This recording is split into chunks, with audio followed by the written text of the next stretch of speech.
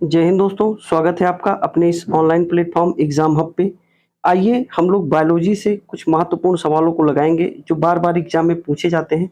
आप कोई भी एग्जाम देने जा रहे हैं, जैसे बीपीएससी का पेपर लगा हुआ है, बिहार शिक्षक भर्ती टीचर का, तो वहाँ भी ये क्लास आपको काफ़ी इम्पोर्टेंट लगेगी और यहाँ से डायरेक्ट क्वेश्चन पूछे जाएँगे। या फिर आप समीक्षा अधिकारी, सहायक समीक्षा अधिकारी की तैयारी कर रहे हैं, तो वहाँ भी डायरेक्ट ये क्वेश्चन पूछे जाते हैं। तो चलिए हम लोग एक-एक करके सवालों को देखेंगे और आप लोग भी कोशिश करिए कि सवालों का आंसर दिया जाए। क्वेश्चन कह रहा है जंतु विज्ञान अध्ययन करता है। जूलॉजी किसका अध्ययन करता है? 4 ऑप्शन है, केवल जीवित जानवरों का, केवल जीवित वनस्पतियों का, जीवित व मृत जानवर दोनों का, जीवित व मृत वनस्पति दोनों का। तो इसका जो राइट आंसर है वो होगा C is the right answer. Zoology किसका अध्ययन करता है? जीवित एवं मृत जानवरों का। चलिए अगला क्वेश्चन देखेंगे। अच्छा, एक चीज और पूछा जाता है यहाँ पे, अगर पूछ दे कि जूलॉजी के पिता कौन है, तो आप बताएंगे कि अरस्तु हैं। अरस्तु को फादर ऑफ जूलॉजी कहा जाता है। ये भी क्वेश्चन पूछा जाता है। अगला क्वेश्चन देखेंगे हम लोग।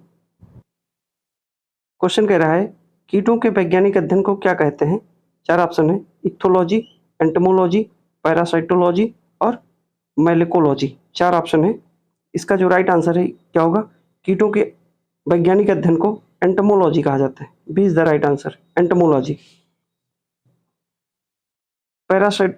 सीटोलॉजी को पैरासाइट अध्ययन के लिए पैरासाइटोलॉजी और मैकेलोलॉजी के लिए मोलस्का का अध्ययन किया जाता है इसमें। चलिए अगला सवाल देखेंगे। क्वेश्चन कह रहा है निम्नलिखित में से कौन सा विषय जनसंख्या एवं मानव समुदाय के महत्वपूर्ण आंकड़ों के अध्ययन से संबंधित है? जनसंख्या एवं मानव समुदायों के महत्वपूर्ण आंकड़ों से संबंधित है। ये किस चीज के लिए कह रहा है? 4 ऑप्शन है, पारिस्थितिकी विज्ञान, आनुवांशिकी, जननांकी, वायरस विज्ञान। तो इसका जो राइट आंसर है सी इज द राइट आंसर, जननांकिकी।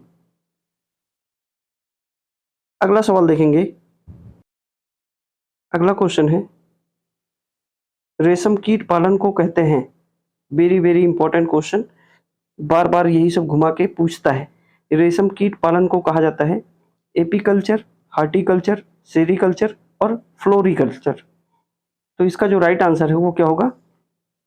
रेशम कीट पूछ रहा है तो sericulture. C is the right answer, sericulture रेशम कीट पालन, एपीकल्चर मत्स्य पालन और हार्टिकल्चर और फ्लोरिकल्चर। फ्लोरिकल्चर में बागवानी फूलों का अध्ययन किया जाता है और हार्टिकल्चर में बागवानी का अध्ययन किया जाता है। तो महत्वपूर्ण कौन है? सेरीकल्चर, एपीकल्चर में मत्स्य। ये भी पूछा जाता है। चलिए अगला सवाल देखेंगे हम लोग। क्वेश्चन कह रहा है मधुमक्खी का उपयोग किया जाता है। मधुमक्खी का उपयोग किया जाता है सेरीकल्चर में, टिश्यू कल्चर में, एपीकल्चर में और पिसीकल्चर में। 4 ऑप्शन है, बताइए इसका राइट आंसर क्या होगा? मधुमक्खी पालन के लिए अभी हमने देखा C is the right answer, apiculture. Apiculture में मधुमक्खी पालन, सेरीकल्चर में रेशम, अभी हमने देखा था रेशम कीट का पालन होता है। टिश्यू कल्चर में ऊतकों का अध्ययन किया जाता है, ऊतक बनाए जाते हैं और पिसीकल्चर में मत्स्य होते हैं, मत्स्य। तो ये चारों याद रखिए, इंपॉर्टेंट है। मधुमक्खी, एपीकल्चर, रेशम कीट, सेरीकल्चर, पिसीकल्चर मत्स्य पालन के लिए और टिश्यू कल्चर में ऊतकों के बारे में अध्ययन किया जाता है। चलिए अगला सवाल देखेंगे। क्वेश्चन कह रहा है निम्नलिखित युग्मों में से कौन सा सुमेलित नहीं है? सुमेलित नहीं है। एपीकल्चर शहद की मक्खी, सेरीकल्चर सिल्कवार्म, पिसीकल्चर लाख का कीड़ा और हार्टिकल्चर फूल। इसमें पूछ रहा है सही नहीं है, तो इसका जो राइट आंसर है वो पिसीकल्चर। पिसीकल्चर में क्या होता है? मत्स्य पालन की बात होती है, मत्स्य पालन की बात होती है। तो इसका जो राइट आंसर है वो सी होगा, सी सुमेलित नहीं है। अगला क्वेश्चन देखेंगे हम लोग, बाकी सब सुमेलित है। क्वेश्चन कह रहा है निम्नलिखित में से कौन सी जोड़ी सुमेलित है? सुमेलित है, 4 ऑप्शन है। लेक्सिकोग्राफी, शब्दों का संकलन, फिलोलॉजी, डाक टिकटों का संग्रह, एंटोमोलॉजी, मानव शरीर का अध्ययन, आइकोनोग्राफी, कीट पतंगों का अध्ययन। पूछ रहा है सही कौन सा है इसमें? एक है सही है भैया, तो बताइए कौन सा सही है? A is the right answer. Lexicography में शब्दों का संकलन किया जाता है, उसे क्या कहा जाता है? लेक्सिकोग्राफी। एंटोमोलॉजी अभी हमने देखा, कीटों का अध्ययन किया जाता है उसमें।